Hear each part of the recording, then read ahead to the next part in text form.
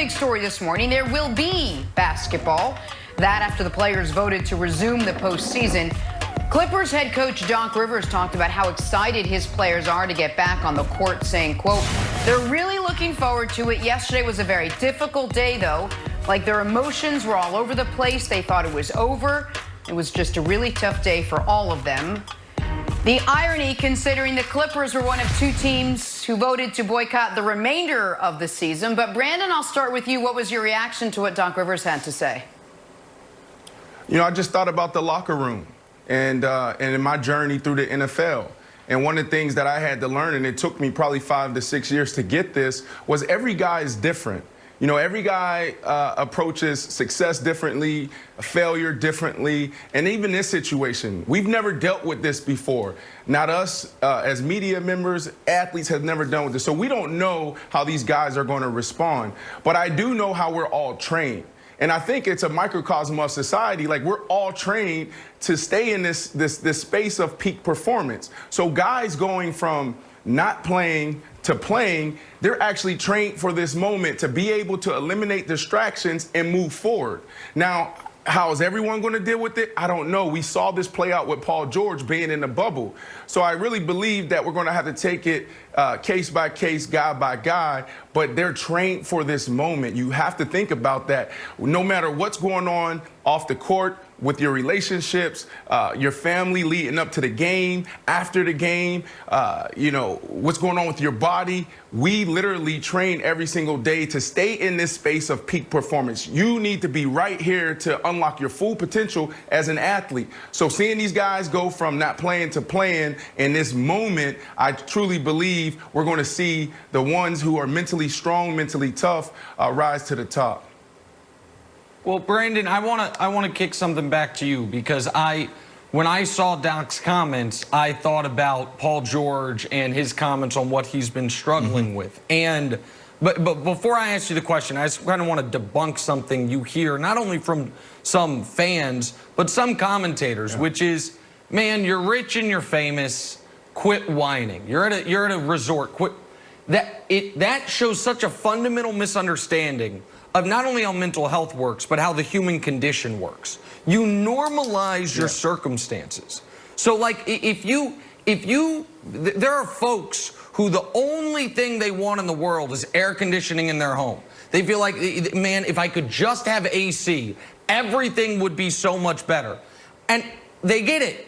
And 6 months later, guess what? There is something else they need, because they've normalized the fact that this is what they have. And so I say that to say this. I'm not saying money doesn't solve an immense amount of issues, but these NBA guys went into the bubble rich and famous. So being rich and famous doesn't affect their mental condition while they're there, because that's been normalized. And nothing that's happened in 2020 is normal for any of us. So these guys, they're dealing with all the issues all of us are dealing with in 2020, and they're removed from their family, and they're seeing broadcasts on television and on their phones, brutality against people that look a hell of a lot like them, and they're seeing the running commentary of folks confirming we actually don't care about you as people. And all of that. And Nick, yeah, please. And that's why we're seeing these guys make this decision, because we're normalizing putting these guys on a pedestal and saying that you're not human, that you are superhuman. And we can celebrate you when you play, but we can't celebrate you when someone gets gunned down in your community. Like, that's the problem. And that's where I believe a lot of these guys in all sports, and women in all sports, feel almost guilty for playing right now, because we can celebrate them on the court. We can celebrate Odell Beckham Jr. when he catch a touchdown, but can we celebrate and march with him and pick them up when someone's being brutally beaten in the street, or their knee is on their neck? And I think that's the issue that a lot of these guys are facing right now, and that's why the Clippers and the Lakers walked out the way they did. Brandon, in your athletic history, was a coach ever an influence on your mindset if you could have gone either way? Because I think we're in uncharted territory here, obviously. It's very emotional, and it's been a stressful time for everyone in the bubble. And when you try to look at some historical precedent, there's examples on both sides, right? So like after Kobe's tragic passing, Damian Lillard came out and scored 48 points, but Melo couldn't play. And we've seen like Brett Favre's father die and had an amazing game. We saw Russ go 20-20-20 after Nipsey was murdered. So I think that Doc Rivers, in the leadership position that he has had, not only in the bubble, but you know, dating back to how he handled Donald Sterling and galvanizing the Clippers team. So I guess the question I have to you is, what role does Doc Rivers play in supporting his players? It's everything. And this is what we're going, this is the moment we're going to see leadership rise to the top. Go back to 2016, we talked about it yesterday. Cap takes a knee for the very first time. I walk into the facility, I'm angry, I'm pissed off, I'm confused, I don't know what to say. I pull out my phone, I'm listening to all these reports and reading all these reports. I go into Coach Todd Bowles' office and I'm saying, Coach, what are we going to do? And I'm almost so passionate that I'm yelling at him, what are we going to do? What are we going to do? Now, mind you, this is the head coach of our team, and he's a black man. And he sits me down and he says, Brandon, the power is in the position, all right? So let's educate ourselves first before we make any rash decisions, before we react and not respond. What Coach Bowles did after that, this was displayed throughout the entire year. What our team did, we were one, we were unified because of how Todd Bowles set the tempo from day one. He came in that meeting room and said, this is what we're going to do. And we respected it because it came from a man that we respected, a man that understood where we stood. So I go back to that moment and just think about how amazing Coach Bowles handled that. Because we have Nick Mangold, Ryan Fitzpatrick, we had Darrell Revis, Antonio Cromartie, Eric Decker, I said him already. We all sat together in a hot tub and talked about how do we come together. I asked Nick, I said, Nick, do you not understand that these things are happening in our community? Nick said, Brandon, I've never experienced it, but I'm willing to listen. I said, Nick, why are you so passionate about the men and women who serve?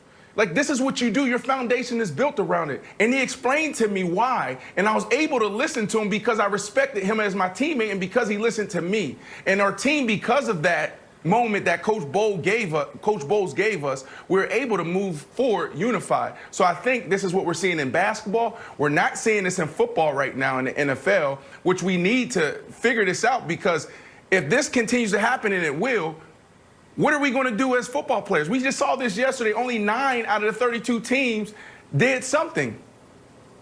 When are we going to unify? When are we going to come together? The NBA is setting an example and the standard for us right now. And it also speaks to, and I'll be very quick here, this is one of the reasons when we talk about the need for the coaching ranks and the executive ranks to look somewhat similar to the player ranks. That's right. That's not just something you want to do because it's the right thing, but because it has a tangible, real effect on your ability to fire. The NBA, an overwhelmingly black league. Alvin Gentry fired, Nate McMillan fired. I think we're down to 5 black head coaches. Doc's one of them, though. We also know in the NFL, obviously, minority head coaches has been not only a major issue for years, but it seems to be going in the wrong direction instead of in the right direction. When you're trying to reach people, not just as athletes, but as people, as a leader, shared experiences are usually a common ground. And so it's not just that you should want to have diverse leadership and coaching ranks because it is a good thing to, be able to put on a mission statement of a franchise. It's also because it tangibly helps you activate your players, yes, and be connected to your players. And so, and I'm not saying a white coach can't relate to his players, but you need to have that type of room on when the real world encroaches on sports. And I think that is an important element to this as well, Jenna. All right, well, we're going to have much more on the Clippers